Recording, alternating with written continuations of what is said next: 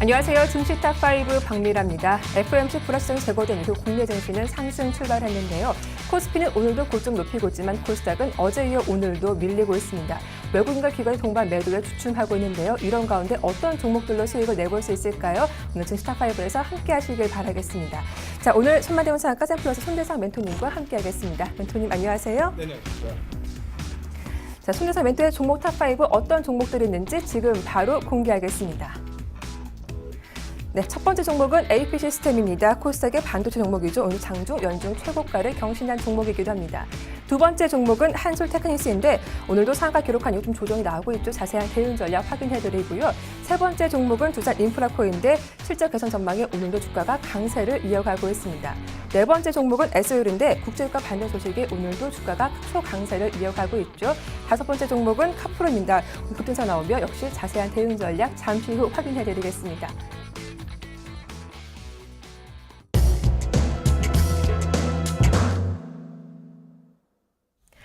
탑1 오늘의 첫 번째 종목 확인해 보겠습니다. 네, 첫 번째 종목은 AP 시스템입니다. 삼성 디스플레이의 전화사채 워런티 보유라는 이슈가 있었습니다.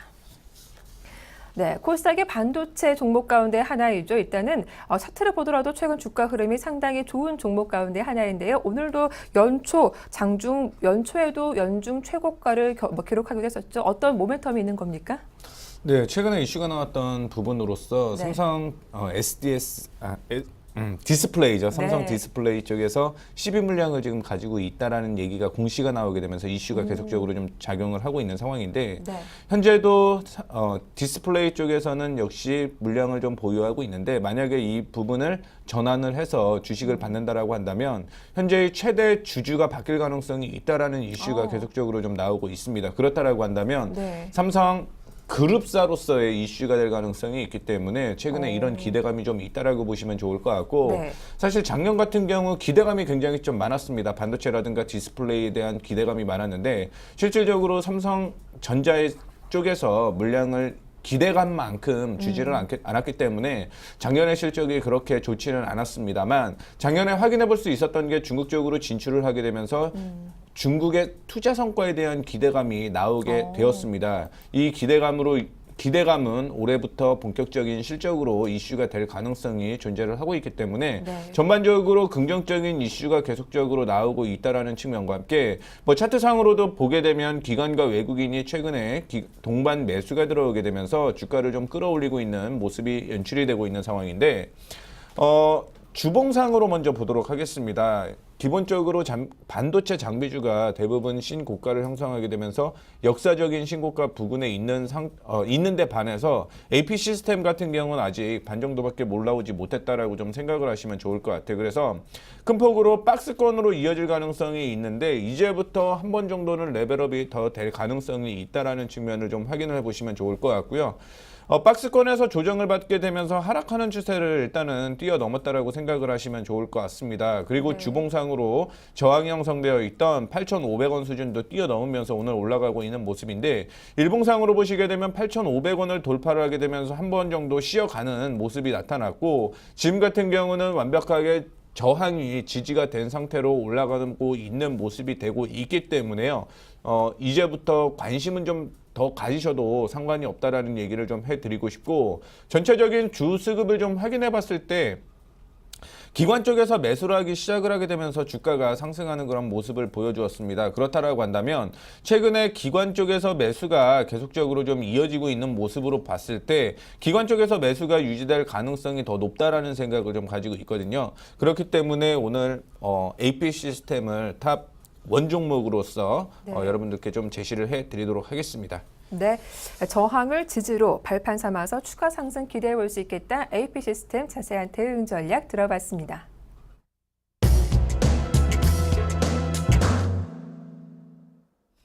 탑2 오늘의 두 번째 종목입니다. 네, 바로 한솔 테크닉스인데요. 베트남 FTA 효과를 기대해 볼 수 있겠다라는 의견이었습니다.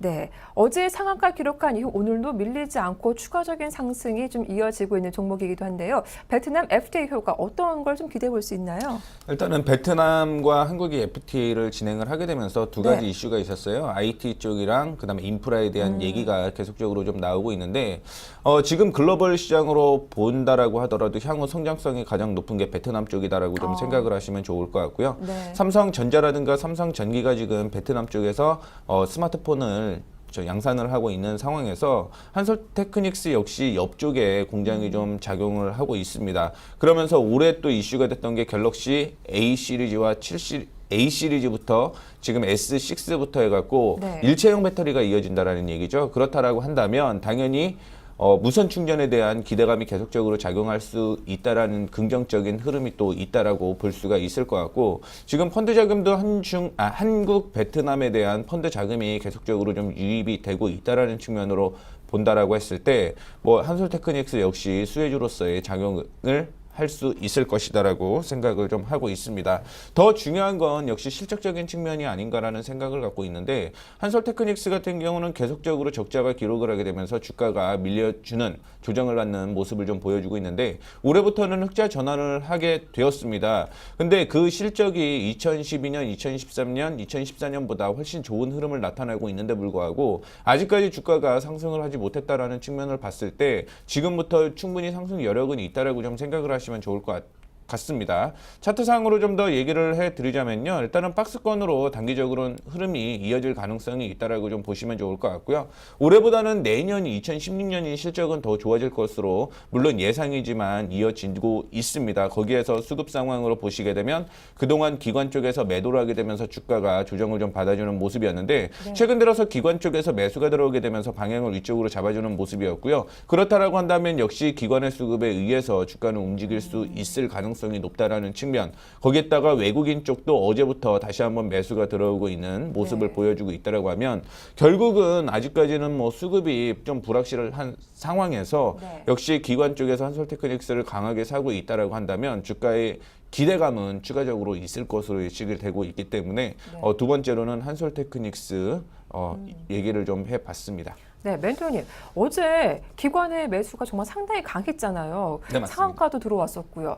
왜 이렇게 강했던 건가요? 어떤 뭐 뚜렷한 이슈가 있었습니까? 뚜렷한 이슈보다는 결국은 네. 역시 뭐 실적 기대감에 대한 이슈가 나올 수밖에 없었다라는 측면을 좀 얘기를 해드리고 싶습니다. 네. 그렇다라고 했을 때 그리고 저평가 상태는 계속적으로 좀 유지가 됐을 수밖에 없어요. 아직까지는 뭐 기대감으로 계속 나왔을지는 않고 네. 그런데 이제 4월달에 갤럭시 S6 엣지에 대한 얘기가 계속 나오게 되면서 네. 역시 하나의 갤럭시 그 테마로서의 이슈가 충분히 작용을 하고 있다라고 판단하고 있습니다. 네, 앞서 뭐 저항도 돌파했다 하셨는데 그렇다면 지금이라도 좀 매수해봐도 괜찮은 것인지 어느 정도가 적정 매수가가 될까요?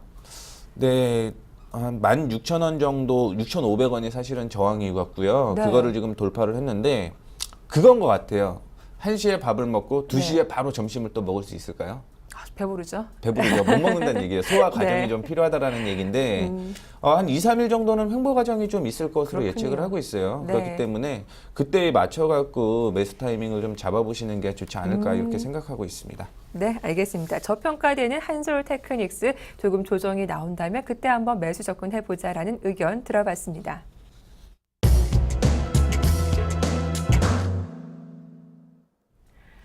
탑3 오늘의 세 번째 종목입니다.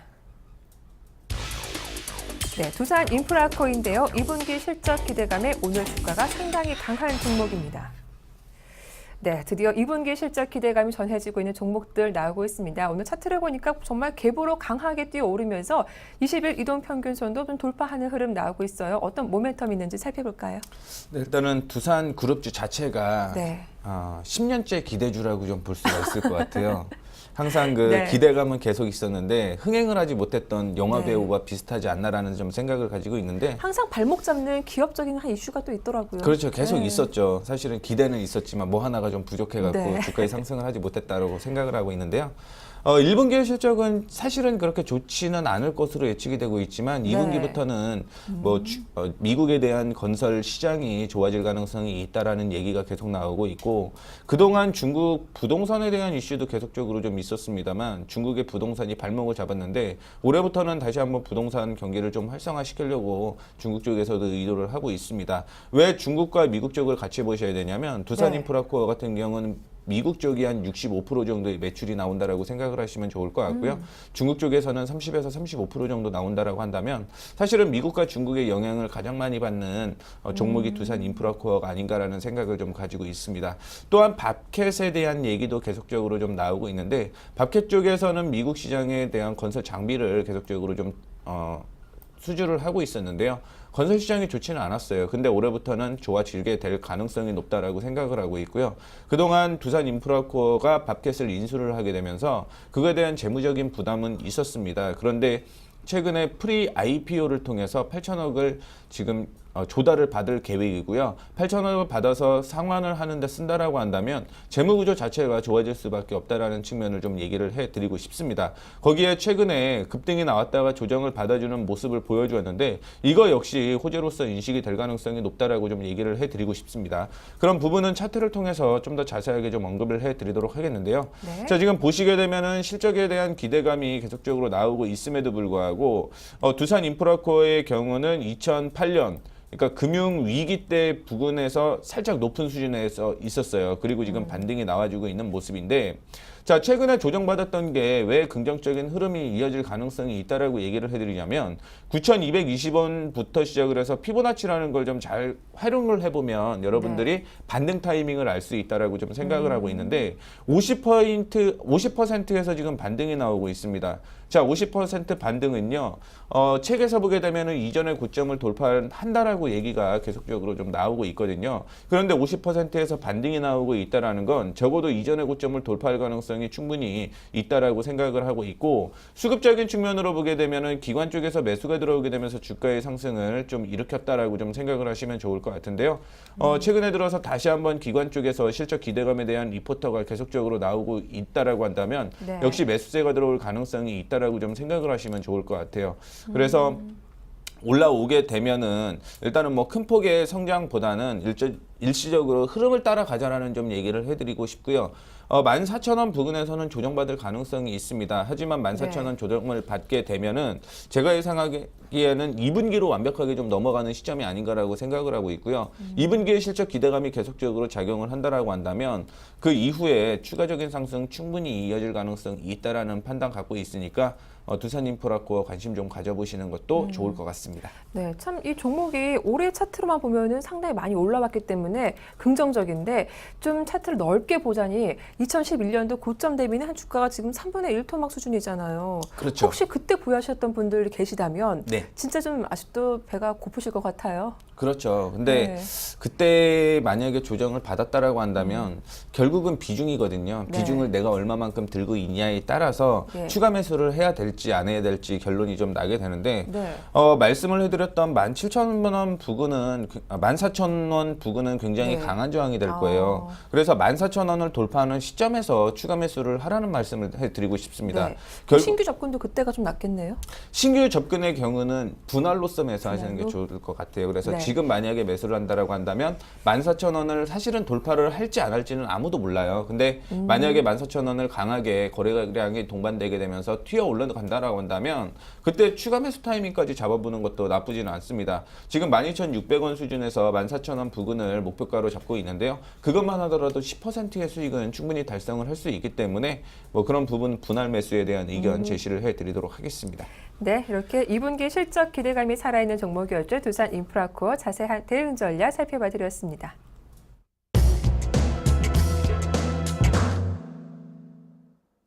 탑4 오늘의 네 번째 종목입니다. 네, 바로 S-오일인데요. 오늘도 주가가 강하게 오르고 있죠. 역시 국제유가 급등에 역시 호재가 되고 있습니다. 네, 간밤 국제유가가 좀 반등했다는 소식이 있었어요. 달러화가 좀 약세를 보이면서 오른 것인데 역시 이 종목도 국제유가 흐름하고 좀 동조할 수밖에 없는 것 같아요. 네, 맞습니다. 결국은 뭐 S-오일의 경우 S-오일뿐만이 아니라 모든 정유주는 역시 그렇죠. 뭐 미국의 국제 유가에 따라서 변동을 할 수밖에 없다라고 볼 수가 있을 것 같은데 중요한 부분은 작년에 사실은 그 관련주들이 굉장히 좀 밀렸어요. 그 네. 이유는 실적적인 측면이 굉장히 좀 안 좋아졌었기 때문인데 기본적으로 정유주의 경우는요 3개월에서 6개월 정도의 물량을 좀 확보를 하고 있습니다. 네. 그러면은 국제 유가가 떨어지게 되면 가격을 인하를 해야 되는 거고요. 네. 이전에 물량을 받아왔던 걸 지금 원료비가 굉장히 좀 높은 가격에 선입 예. 선출로 비교를 해보게 되면은 당연히 비싸게 팔 수밖에 없었다는 거죠. 그러면은 정제 마진에 대한 문제가 좀 있을 수밖에 없는데 지금 이제 3개월 정도가 지났습니다. 3개월이 네. 지났다라고 한다면 작년에 받았던 유가가 가장 쌀 때 받았던 그 물량을 지금 풀어내고 있다라고 좀 생각을 하시면 좋을 것 같고요. 전체적으로 유가에서 1,500원에서 1,300원까지 떨어질 때까지는 한 굉장히 좀 오래 걸렸던 것으로 기억을 하고 있는데 1,300원에서 1,500원까지 다시 올라올 때는 한 달에서 두 달 정도밖에 안 걸린 것 같습니다. 그렇다라고 한다면 당연히 수익이 커질 수밖에 없다라는 측면이 있고요. S-오일 같은 경우는 올해도 역시 실적 기대감이 흑자 전환에 대한 얘기가 계속적으로 좀 나오고 있을 만큼 주가가 충분히 여력은 있다라고 좀 볼 수가 있을 것 같습니다. 자, 주봉상으로 보게 되면은 굉장히 좀 큰 폭으로 조정을 받았어요. 역사적인 신고가가 17만 원인데 지금 뭐 37,500원, 4만 원 정도라고 한다면 한 70% 이상 좀 조정을 받았다라고 생각을 하시면 좋을 것 같거든요. 근데 최근에 기관 쪽에서 매수를 하게 되면서 주가가 올라왔고요. 기관 쪽에서 매도를 하게 되면서 주가가 조정을 받아주는 모습을 보여주고 있습니다. 자, 그렇다라고 한다면 최근에 기관 쪽에서 어떤 매수세가 유지가 되는지를 좀 확인을 해 보셔야 될 것 같은데 기관 쪽에서 오늘은 매수가 좀 유지될 가능성이 있습니다. 역시 뭐 금리에 대한 영향도 여전히 존재를 하고 있다라고 보고 있고 지금 같은 경우는 이전에 단기적으로 지지가 이탈하는 모습이 나타나는 모습이었는데 뭐 완벽하게 지지가 나타나지 않고 반등이 나왔다라고 한다는 것은 추가적인 상승이 이어질 가능성이 한 번 더 있다라는 거 기억을 좀 해주시면 좋을 것 같고요. 네. 외국인 쪽에서도 역시 매수세가 이어지고 있는 모습을 보여주고 있습니다. 그러면서 시장은 코스피 시장이 지금 갭으로 상승을 해서 조정을 좀 받아주고 있는 반면에 S-오일 같은 경우는 갭상승해서 지금 올라간다라고 생각을 하시면 좋을 것 같거든요. 그래서 양봉이 형성되는 건데 이 부분은 기관 혹은 외국인이 매수세가 이어진다라고 생각을 하셔야 돼요. 그렇기 때문에 시장과 반대로 양봉이 형성되게 되면서 올라가는 측면을 좀 보여주고 있다라고 생각을 하시면 좋을 것 같습니다. 그렇다라고 한다면 여전히 뭐 상승 추세는 유지가 되고 있다라고 보셔야 될 것 같아요. 주봉상으로 보게 되면 한 번도 저점을 이탈하면서 깨진 적이 없기 때문에 네. 상승 추세 유지가 되고 있습니다. 결국 보유하고 있으신 분들은 그냥 들고 가시면 좋을 것 같고요. 네. 결국 국제 유가에 대한 발목을 계속 잡을 가능성이 있습니다. 그런데 사실 S-오일 같은 경우 두바이유를 좀 많이 받는다라는 거 참조를 좀 해주시면 좋을 것 같고요. 두바이유 같은 경우는 뭐 큰 폭으로 좀 변할 가능성은 없어요. WTI라든가 브렌트유 같은 경우는 많이 바뀔 가능성이 있지만 네. 뭐 그런 측면으로 봤을 때 S-오일 같은 경우도 역시 뭐 긍정적인 흐름이 이어질 가능성이 높다라는 거 기억을 좀 해주시면 좋을 것 같습니다. 네, 상승 추세가 지속되고 있는 S-오일 탑4 종목으로 살펴봤습니다.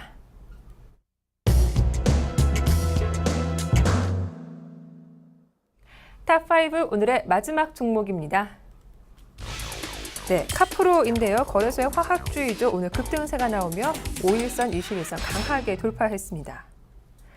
예, 오늘 역시 유동성 장세가 펼쳐지면서 이런 경기 민감주, 화학주들 정말 무섭게 오르고 있는데 역시 이 종목도 오늘 무려 8%나 급등세가 나오고 있어요. 네, 맞습니다. 사실 오늘 그 카프로는 굉장히 좀 고민을 많이 했던 종목 중에 하나다라고 볼 수가 있을 것 같아요. 왜요? 그 이유가 뭐냐면 전반적으로 다른 종목 제가 그 언급을 해드리는 종목은 중장기적으로 들고 가면 당연히 좋을 수밖에 없다. 그 이유는 실적이 네. 나오기 때문에 그런 얘기를 좀 해드리는데 카프로에 대한 내용은 아직까지 실적적인 측면은 많이 없기 때문에 기술적인 흐름으로서만 접근을 좀 하자라는 얘기를 좀 해드리고 싶습니다. 네. 그래서 얘기를 해드렸던 게 뭐 정유라든가 혹은 화학 같은 경우도 3개월에서 6개월 대한 딜레이가 좀 있다라고 얘기를 해드렸는데 카프로 역시 그런 측면으로 좀 보시면 좋을 것 같고요.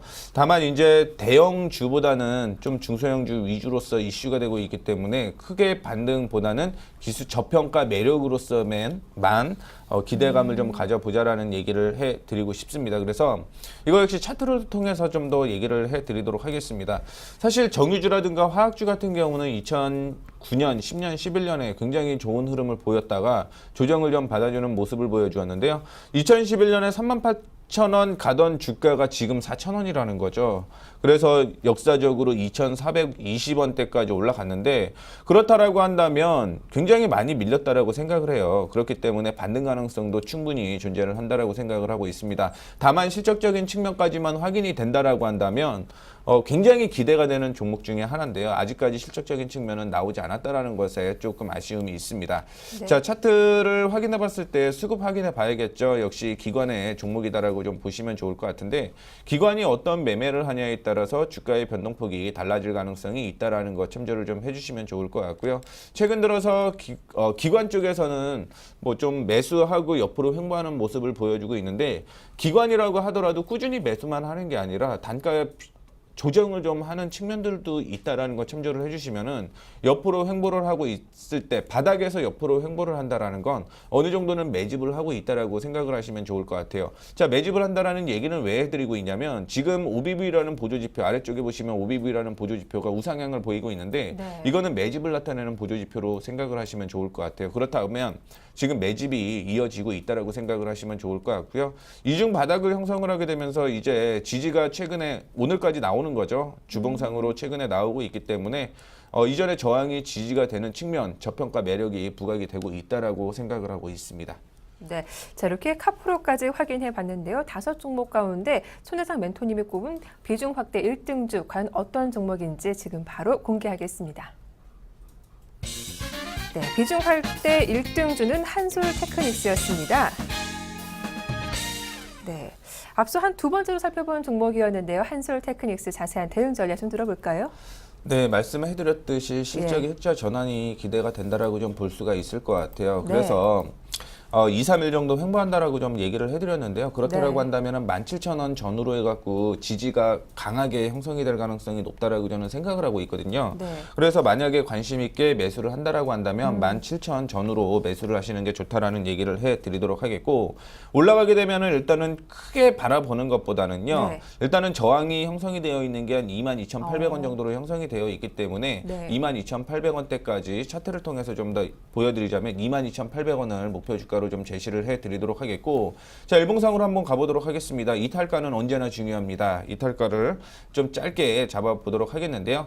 최근에 올라갔다가 조정을 받고 만약에 무너지게 되면 하락으로 다시 전환될 가능성이 있거든요. 단기적인 흐름으로 봤을 때 그래서 이탈가는 16,300원을 좀 제시를 해드리도록 하겠습니다. 뭐 실적적인 측면이나 주가의 위치나 지금 수급 상황을 본다라고 한다면 뭐 가장 탑픽 종목이 돼야 되는 흐름 종목이 아닌가라는 관심을 좀 생각을 좀 갖고 있어갖고요. 한솔테크닉스를 오늘의 탑픽 종목으로서 언급을 해드리도록 하겠습니다. 네, 자 이렇게 오늘의 비중 확대 1등주는 한솔테크닉스였습니다. 대응 전략 잘 참고하시기 바랄게요.